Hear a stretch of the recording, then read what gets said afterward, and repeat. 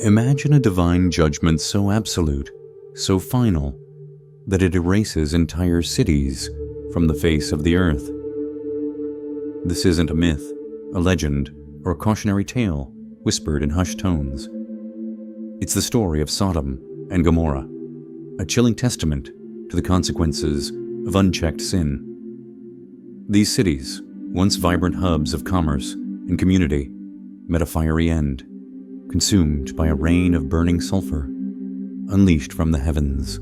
But what drove God to such drastic action? What darkness festered within these walls that demanded such utter annihilation? This story is more than just ancient history. It's a mirror reflecting the potential for moral decay within our own world. God, in His mercy and patience, sent 2 angels to warn the people. But instead of offering them kindness, the men of Sodom tried to harm them. That night, a dark and tragic decision was made. God's judgment was sealed, and in a moment, fire and burning sulfur rained down from the sky, completely consuming the cities. There was nothing left, no homes, no trees, no people, only the smoke rising from the ashes where life once flourished. But what were the sins that caused such a fierce judgment? What could have been so grievous that they led to the annihilation of entire cities? Was it simply the actions of a few? Or was there something more? These weren't just sins from long ago. These same sins lurk in our world today. In this video, we're going to explore the 5 major sins of Sodom and Gomorrah, and you might be shocked to realize just how relevant they are to the world we live in now. What do these sins reveal about human nature? And how can we avoid falling into the same traps that led to the destruction of these cities?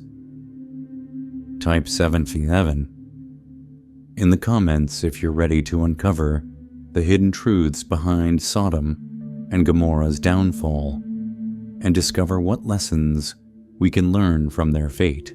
Stay with me, because what we're about to dive into could change the way you see the world today. Are you ready to explore? Let's begin. The 5 major sins of Sodom and Gomorrah. Why God destroyed it. 1. Rampant sexual immorality. In the heart of ancient Sodom, a place where sin had taken root so deeply that it polluted every aspect of life, a story unfolded that would forever be a warning to all generations. Genesis 19 tells us about 2 angels sent by God to visit the city of Sodom, disguised as ordinary men. Lot, a righteous man living in the midst of this corrupt society, welcomed them into his home. But that night, as the city fell into darkness, something unspeakably horrific occurred. The men of Sodom, both young and old, gathered outside Lot's house, surrounding it in a menacing mob.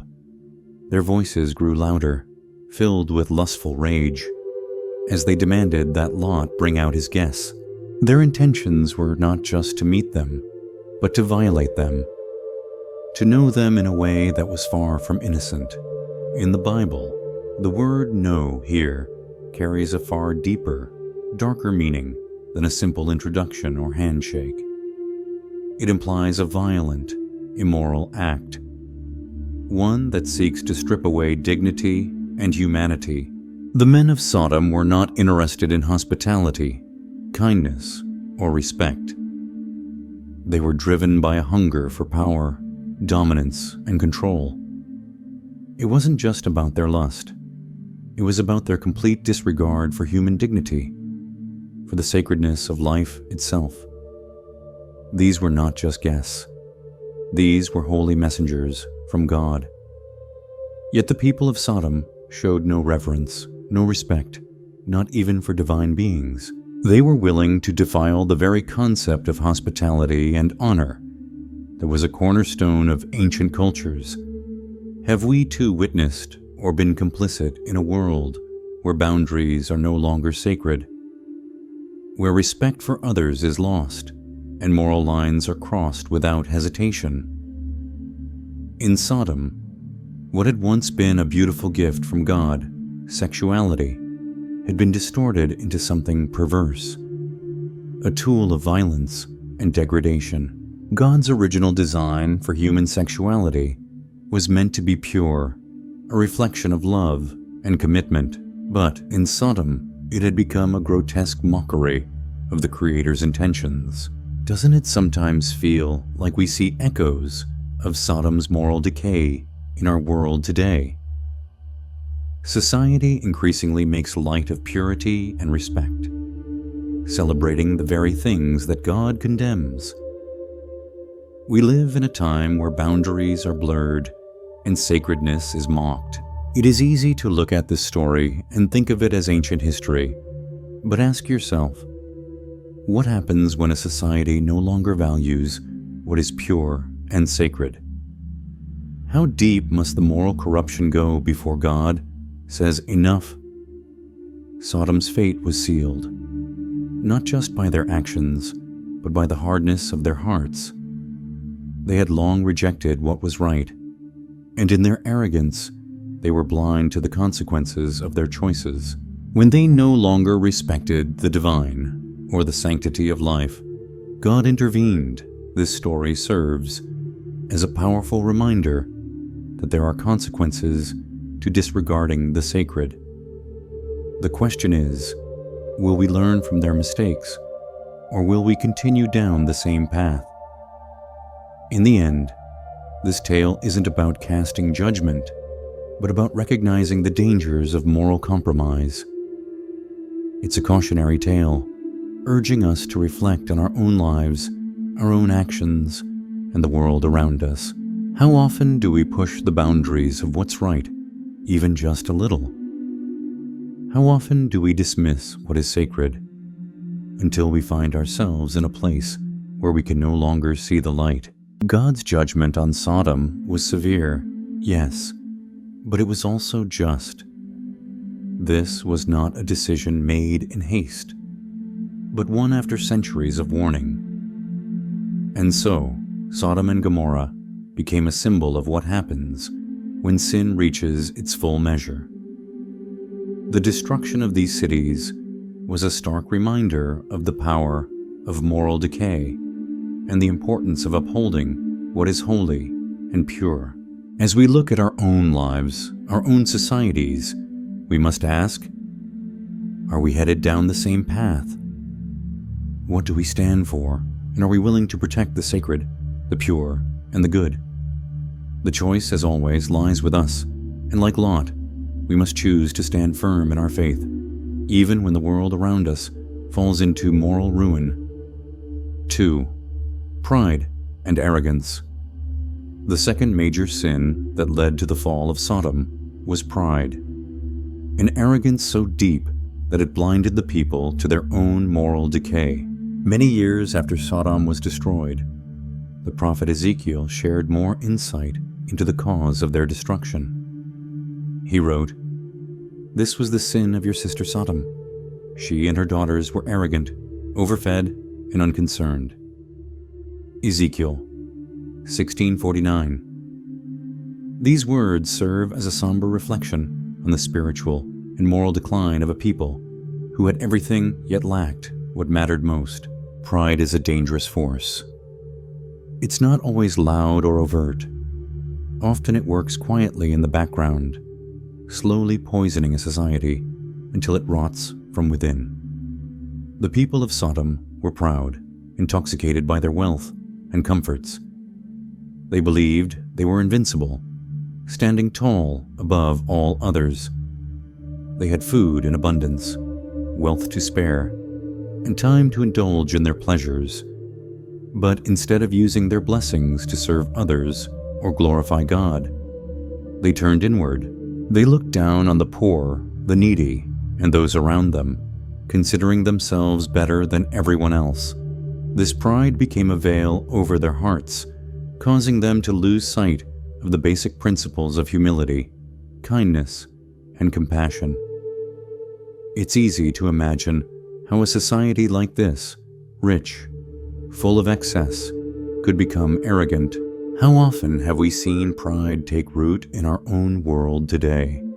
When things are going well, when we are surrounded by blessings, we can easily forget the one who gave them to us. It's tempting to think that we've earned everything on our own, that we don't need anyone, not even God. Yet the Bible consistently warns us about the dangers of this kind of thinking. Take the fall of Babylon, for example. The Bible tells us that Babylon's pride was its undoing. You said, "I am, and there is none besides me. I will never be a widow or suffer the loss of children." Isaiah 40:78. But in a single night, Babylon fell. The same can be said about Egypt, which rose to prominence in its own pride, only to be brought low by God's hand. Even the mighty king Nebuchadnezzar had to be humbled when he was struck with madness for his boastful pride, only to acknowledge God's sovereignty after years of suffering. Pride always has a way of creeping in, slowly inflating the ego, convincing us that we are self-sufficient. This false sense of invincibility is dangerous because it separates us from God. As the people of Sodom became proud, they began to believe they were untouchable, above any divine judgment. But the tragedy of pride is that it blinds us to the reality of our spiritual emptiness. The people of Sodom thought they had everything: the material wealth, the pleasures, the status. But they were spiritually bankrupt. They didn't even realize their desperate need for God. It's a sobering thought, isn't it?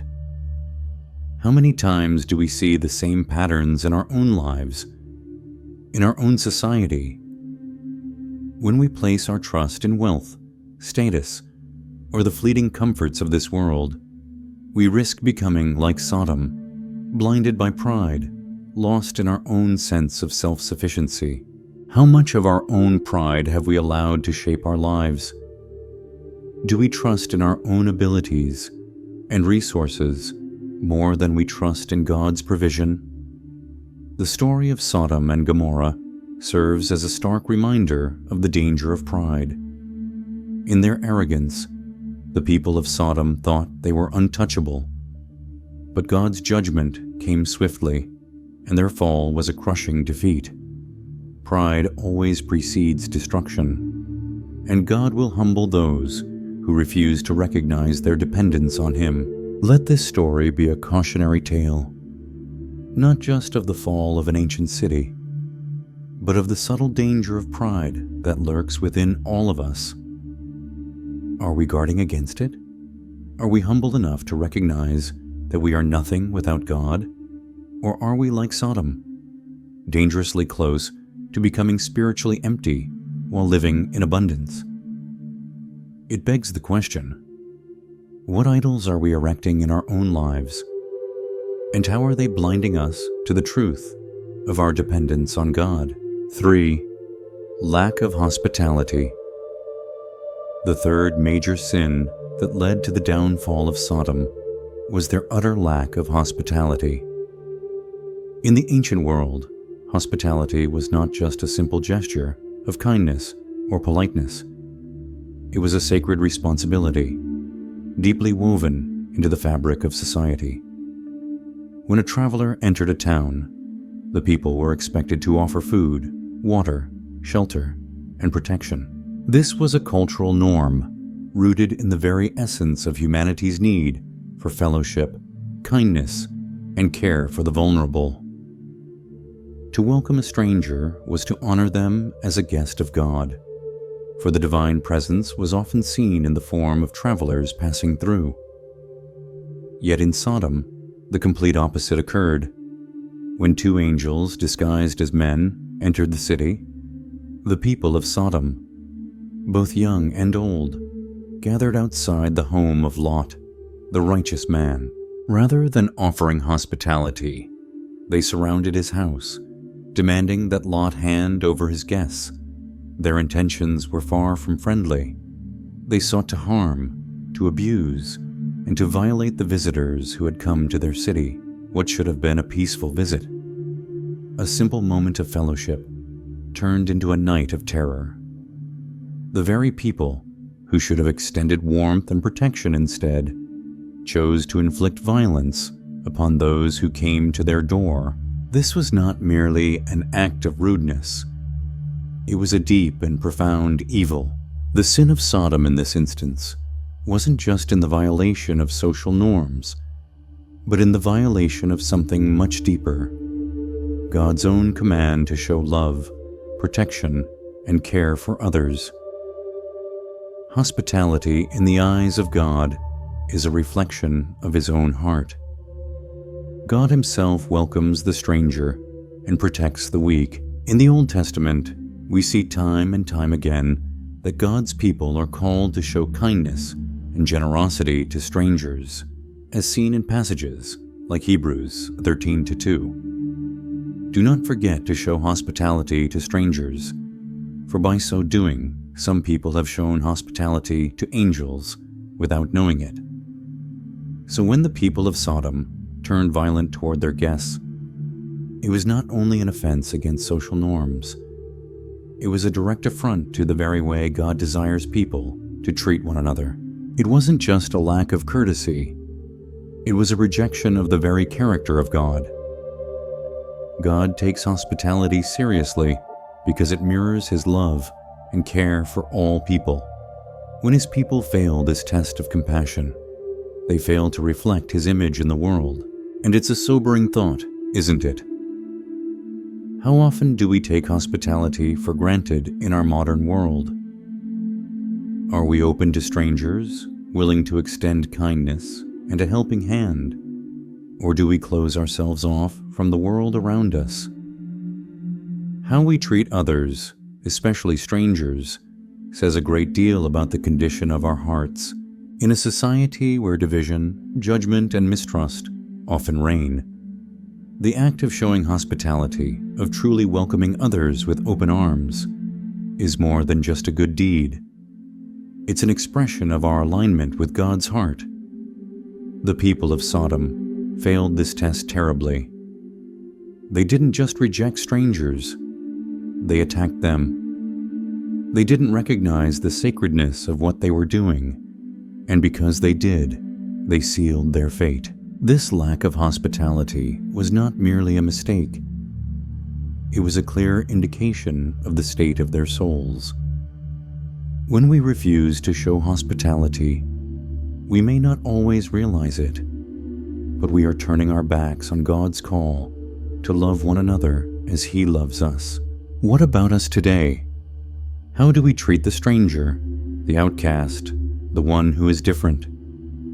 Do we offer a welcoming smile, a helping hand, or do we shut the door in their faces, too focused on our own comfort and security to notice the needs of others? The example of Sodom challenges us to reflect on our own behavior and our own response to those who need kindness and protection. In our world, where we often see people marginalized or left behind, this story calls us to action. Are we opening our hearts to others, or are we shutting them out? Are we reflecting God's heart of hospitality, or have we allowed the spirit of Sodom to creep into our own hearts? The question lingers. In a world increasingly fractured, will we build bridges of hospitality or walls of indifference? Fourth, oppression of the poor and needy. The fourth major sin that led to the destruction of Sodom was the oppression of the poor and needy. Once again, we turn to the words of the prophet Ezekiel, who highlights this grave failure. Along with pride and abundance, Sodom was guilty of turning a blind eye to the struggles of the poor, the weak, and the marginalized. Ezekiel writes, "This was the sin of your sister Sodom. She and her daughters were arrogant, overfed, and unconcerned. They did not help the poor and needy." Ezekiel 16:49. This statement is not just a commentary on Sodom's material wealth. It is an indictment of their refusal to extend compassion to those who needed it most. Throughout the Bible, God has made it abundantly clear that He cares deeply for the poor, the oppressed, and the forgotten. Time and again, He commands His people to feed the hungry, protect the widow, and care for the orphan. Isaiah 1:17. These are not just occasional calls to action.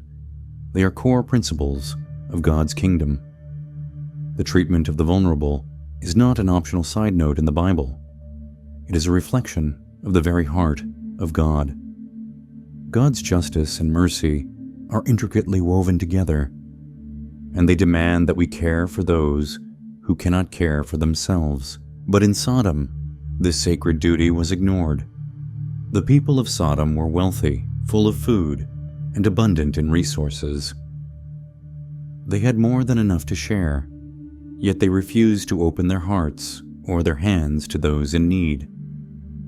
Instead of extending mercy, they chose to close their doors and hearts to the vulnerable.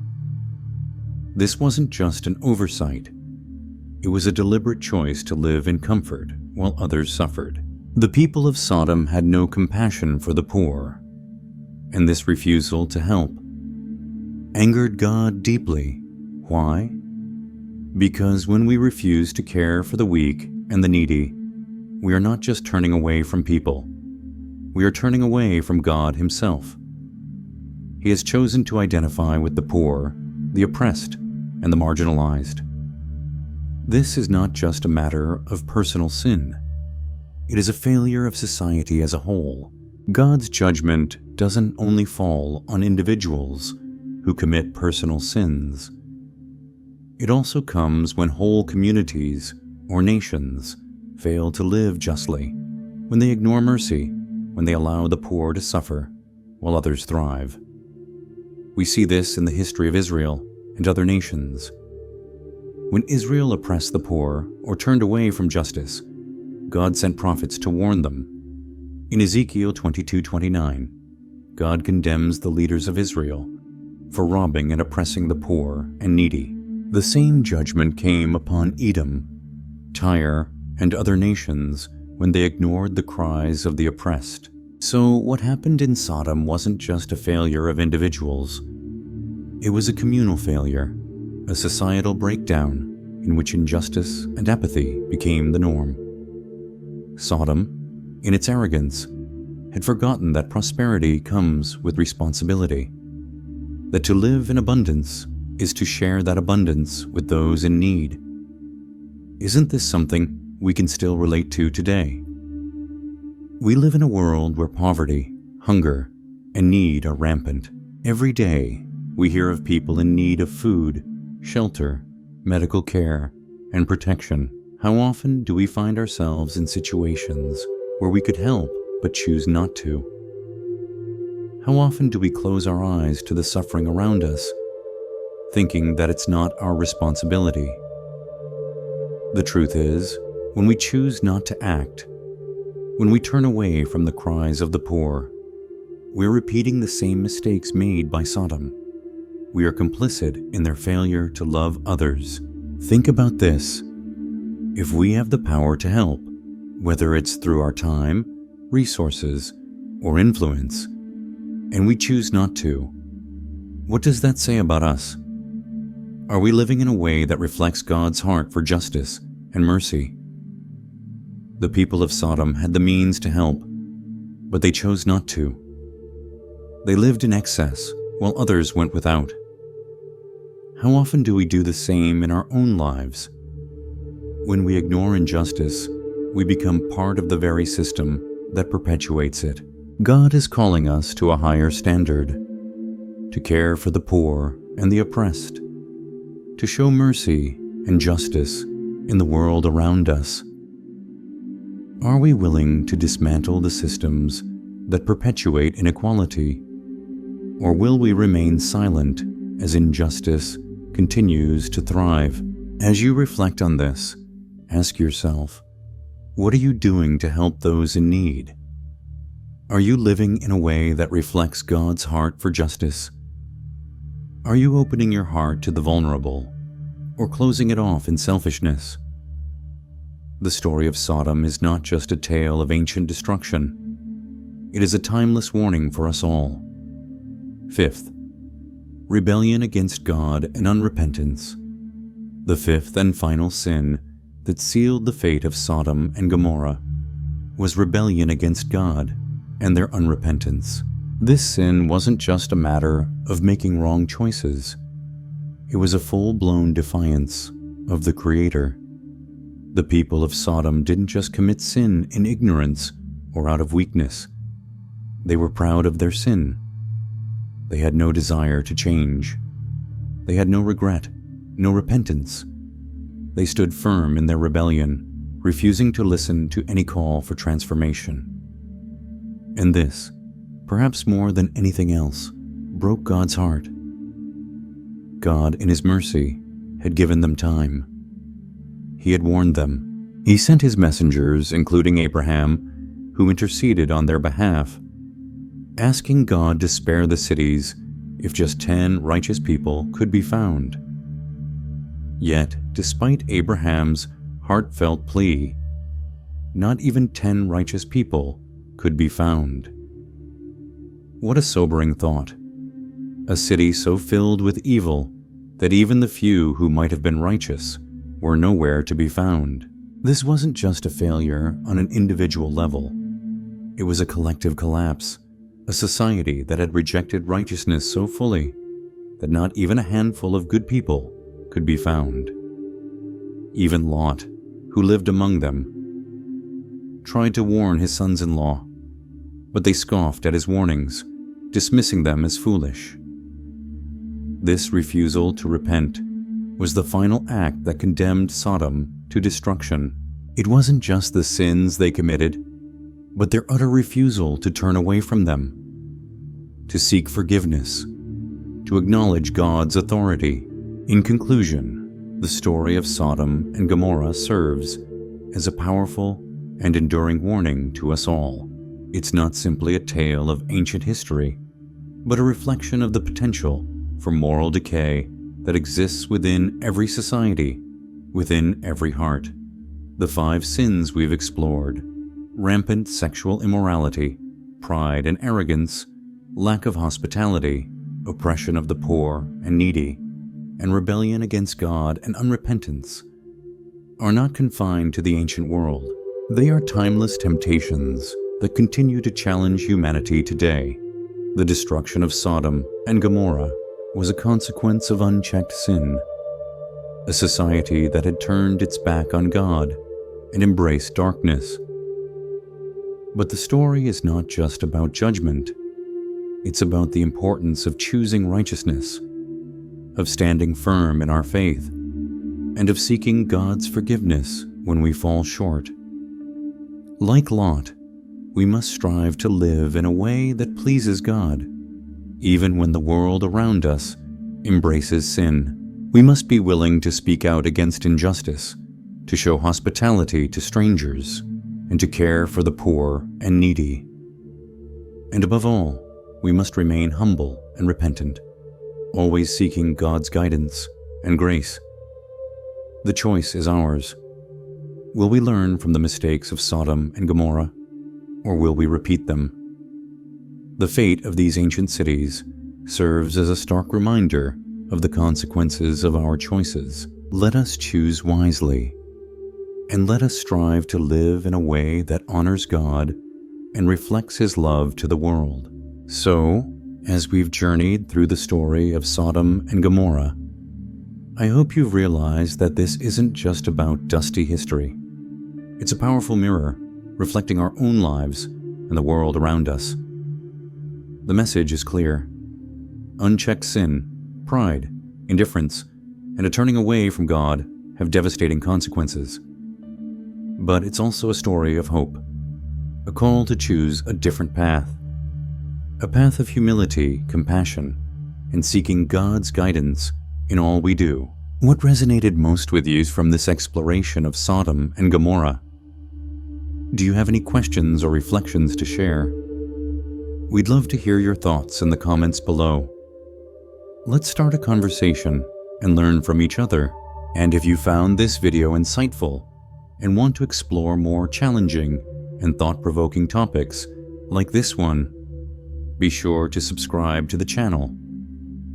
That way, you won't miss out on future videos designed to inspire, reflection, and encourage a life lived with purpose and meaning. We'll see you in the next one.